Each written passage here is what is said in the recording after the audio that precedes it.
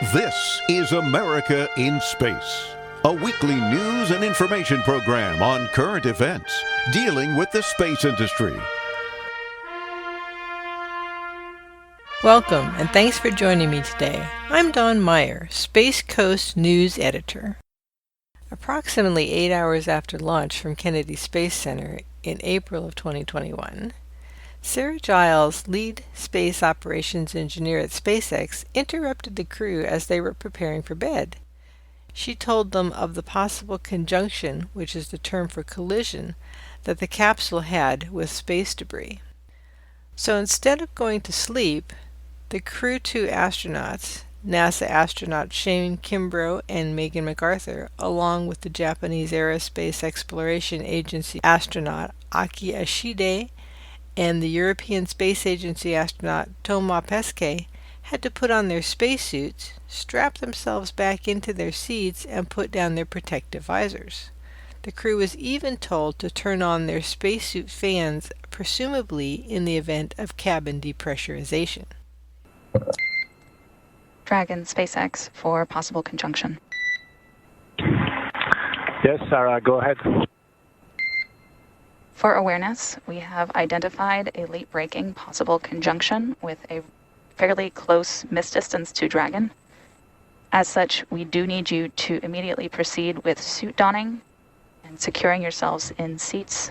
We will be erring on the side of caution to get you guys into a better configuration. The time of closest approach for this event at 17:43. Copy, Sarah. You want us in the suit for a possible close call? Okay, we're getting in the suit and we copy all. Copy, Thomas. Additionally, we will be bringing cameras back on board for awareness. You just heard a call from the Corps to the crew aboard Crew Dragon. They were in their pre-sleep period getting ready for bed, but they've asked them to don their suits or put on those suits in preparation for a possible maneuver to avoid conjunction, meaning that there may be something that could come in contact with the Crew Dragon. Of course, they are going to monitor that and, if need be, take any action, but they expect the closest approach from that object would be at 17:43 GMT, so 10:43 a.m. Pacific time. So we'll be standing by and monitoring that as it approaches, but currently the crew is getting back in their suits. They, as mentioned, want to err on the side of caution, and as they continue to monitor that possible conjunction. Once the predicted collision time had passed, Giles told the crew that they could return to normal. Dragon SpaceX, for awareness, we believe the object is farther away than anticipated, lower risk of possible conjunction.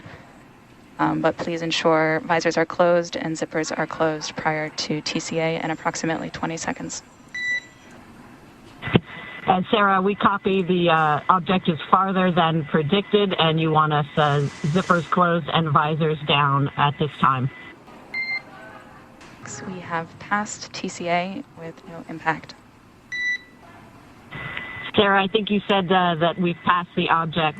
Is that correct? Affirm, Megan.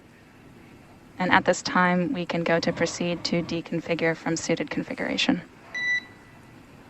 Even though the exercise was done out of what they called an abundance of caution, it sadly emphasizes an ever-growing problem. There's just way too much crap in low Earth orbit. There were 3 times in 2020 that the International Space Station crew had to be relocated due to space debris. It's almost become a normal occurrence. In fact, there's even a conference on space junk. 2021 marks the 8th annual European Conference on Space Debris. They state that it is to improve our understanding of space debris environment, assess related risks, mitigate its growth, and control its stability. Collaboration of and information sharing between a multitude of technical disciplines is key. The conference aims to contribute to this goal by gathering recognized experts in their fields. So it sounds like it may be time to do more space cleanup to ensure the safety of future missions.